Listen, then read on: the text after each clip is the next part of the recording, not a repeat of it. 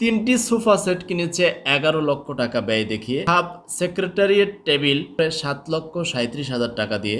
আসসালামু আলাইকুম। সোফার দাম 11 লক্ষ টাকা। এখন আপনার কি মনে হচ্ছে এই সোফার দাম 11 লক্ষ টাকা? কি এখানে কি হীরা আছে? না, ঘটনার পেছনে একটা দুর্ঘটনা আছে। একটু মনোযোগের সহিত শোনার বিনীত অনুরোধ রাখছি। Shaheed Tajuddin Ahmed medical college and হাসপাতাল গাজীপুরে প্রতিষ্ঠিত 924 কোটি টাকার প্রকল্প ব্যয় ধরা হয়েছিল 2018 সালে। 21 সালে কাজ শেষ হবে। টাকা শেষ, মেয়াদের সময় শেষ, কিন্তু কাজ শেষ হয় নাই। এর মধ্যে জিনিসপত্র কেনার নামে যে পরিমাণ দুর্নীতি করেছে প্রকল্প পরিচালক নিচ থেকে উপর পর্যন্ত, যদি একটু পরিসংখ্যানটা আপনাদেরকে শোনাই। তিনটি সোফা সেট কিনেছে 11 লক্ষ টাকা ব্যয় দেখিয়ে। 13টি হাব সেক্রেটারিয়েট টেবিল 86,000 টাকা করে 7,37,000 টাকা দিয়ে। 6টি পেশেন্ট এক্সামিনেশন টেবিল 28,000 টাকা করে 3,88,000 টাকা। মোট 5 কোটি টাকা এরকম এই ফার্নিচার বাবদ ধরেছে। আবার মেডিকেল ইকুইপমেন্ট যে কিনেছে, গাইনোকোলজিক্যাল টেবিল, আমি যদি উচ্চারণে ভুল করি ক্ষমা করবেন, 64 লক্ষ টাকা। প্যারামিটার 80 লক্ষ টাকা। আলট্রাসোনোগ্রাফি মেশিন 4,26,00,000 টাকা। সর্বোচ্চ 1,42,00,000 টাকা দিয়ে কেনা সম্ভব, সেখানে এটা কি করেছে? ইমালসন যন্ত্র 93 লক্ষ টাকা, যেটা সুইজারল্যান্ডের বাজারে এখনও আছে 45 লক্ষ টাকা, আর সেটা 18 সালের তাদের লিস্টের এই ঘটনা। মোট 43 কোটি টাকা আরও যন্ত্রপাতি মিলে কিনেছে।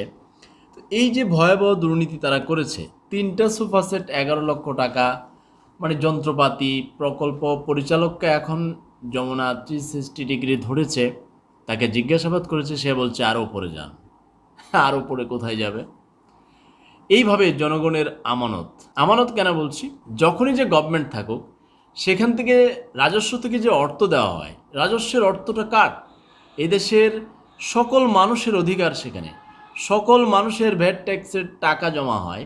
সেই জমাকৃত টাকা থেকে জনগণের কল্যাণে আবার হাসপাতাল, কলেজ, শিক্ষা প্রতিষ্ঠান, নানান কিছুতে ব্যয় করা হয়।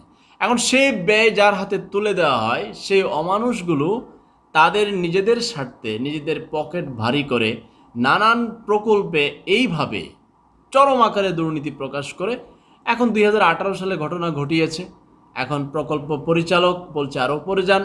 এখন যেই প্রতিষ্ঠান দ্বারা এই জিনিসপত্র কেনা হয়েছিল, সেই প্রতিষ্ঠানের মালিককে খুঁজতে যাই অফিসে, কয় অফিস চেঞ্জ হয়েছে, পরে চেঞ্জকৃত অফিসে গেছে, মালিক চলে গেছে আমেরিকাতে।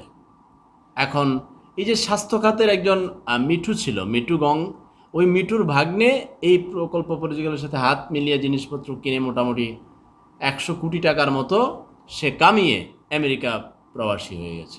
এখন হয়তো 5 বছর পরে চলে আসবে, আইসে পোস্টার ছাপাই দিবে, জনদরদি, জনগণের বন্ধু, নমিনেশন চাই, ইলেকশন করবে, আবার হয়তো জনপ্রতিনিধি হয়ে যাবে।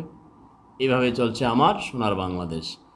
এখন এই প্রকল্প ব্যয়ে এইভাবে যদি জিনিস কেনার নামে, মেডিকেল যন্ত্রপাতি কেনার নামে ভয়াবহ আকারে জনগণের টাকা চুরি করে ওই প্রকল্প পরিচালক থেকে ধরে সবাই মিলেই তো করে, একজন তো করে না, একজনের পক্ষে সম্ভব না, মোটামুটি সবাই ভাগ বাটোয়ারা পায়।